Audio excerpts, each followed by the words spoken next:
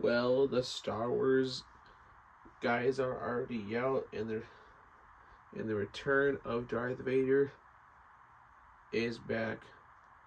Happy Star Wars Day 2026 from all the Star Wars fans right here. With that, we gotta be just opening and bringing you a total of all Star Wars films, which I already watched the 1992 version of Star Wars: The Empire Strikes Back. Now this one's a special edition, released in 1999. This is Star Wars: The Empire Strikes Back, released in 1997 from Fox Video once again. It's 20th Century Fox Home Entertainment, of course, and Lucasfilm. With all the other Star Wars fans, I used to watch those Star Wars movies way back when I got them, when I got the DVD versions of The Empire Strikes Back from Video Records.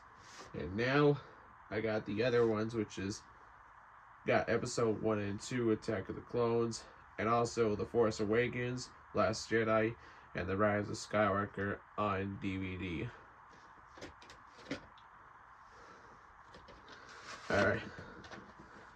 Alright, so here's the tape itself, and this was printed on the 28th week of 1997. Yep, this was the original 1997 VHS. Alright. Let us team up with Darth Vader, Luke Skywalker, the Emperor, Yoda, and other Star Wars movies, and other Star Wars gang. And let's play the tape.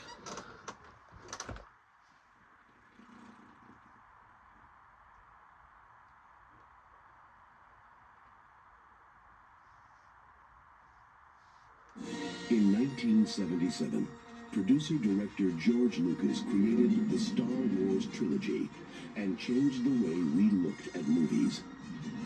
Now, 20 years later, using new digital technology, Lucas and his creative teams at Lucasfilm, THX, Skywalker Sound, and Industrial Light and Magic have completely restored, enhanced, and added to these classic movies to create the Star Wars Trilogy Special Edition.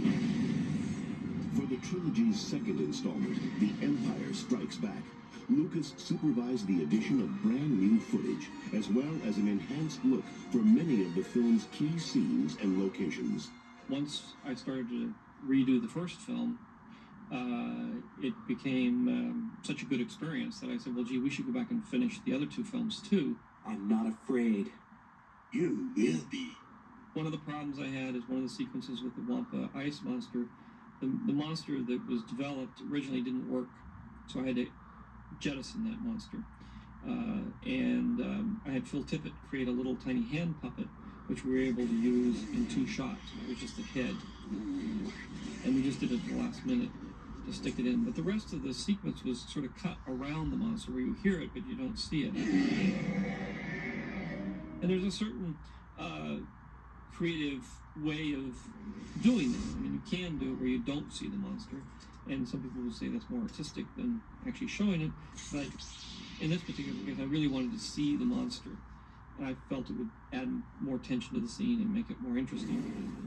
So we were able to do that. I was able to go back, create a better version of the monster, and shoot the scene and all the cutaways to the monster and add them into the scene, which I think makes that ice scene make more sense than it did before.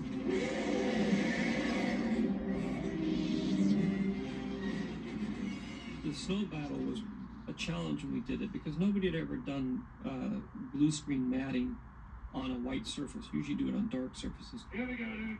Action!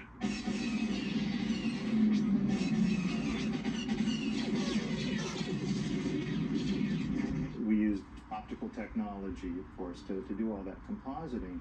And a telltale sign that something's been optically composited is a black line around it. And when you have a sequence that takes place in outer space against stars, it's easy to reach a point where those black lines don't show up.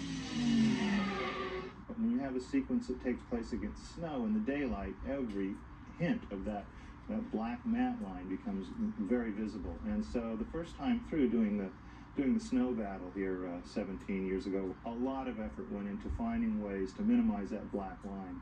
One of the ways was to not print all of the elements at their full opacity. All right, coming in. Consequently, when you see the snow battle on film, you may notice that there's part of the scenery is visible through the cockpit, and it was a constant trade-off of how transparent can we make the cockpit.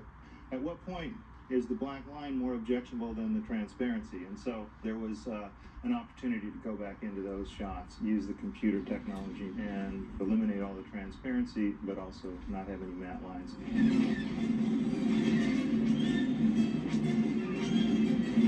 The other issue was going into Cloud City. Cloud City was a very difficult thing to design and create originally as a floating city in the clouds.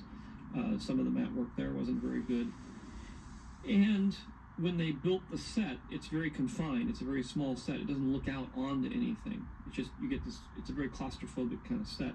And that always bothered me. I wanted to be more open, see more of the city. And so what we've done is we've added to the approach of the city, similar to what we did with Mos Eisley in Star Wars. I mean, there's many more shots coming up to the city. You get to see more of the city. You get to see more speeders and those sorts of things. And then at the same time, when they land and they start walking through the city, now they walk through and there's large windows. You can see out and see more of the city, and it opens it up and makes it much larger. Be able to pull back and see these grand visions of balconies and the city beyond and all that kind of stuff. To do that before was almost impossible. And now we can do it. We're doing it, we have moving shots, we have all kinds of things that you just weren't able to do before. It just was not possible up until a few years ago. My ally is the Force, and a powerful ally it is. Now, sit back and get ready to experience George Lucas's definitive vision of The Empire Strikes Back, the second installment in the Star Wars Trilogy Special Edition.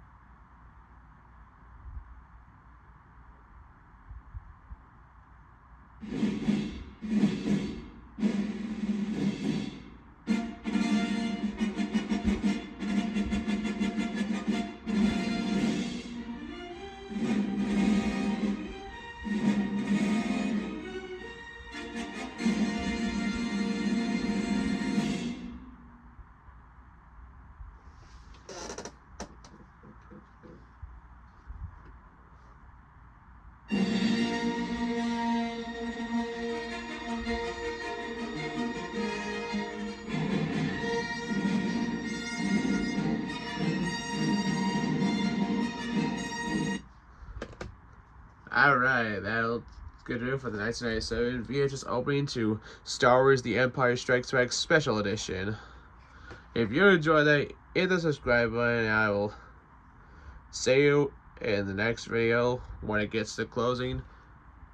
And on this day, today marks the 14th anniversary of the first Avengers movie that was released on Star Wars Day, May 4th of 2012.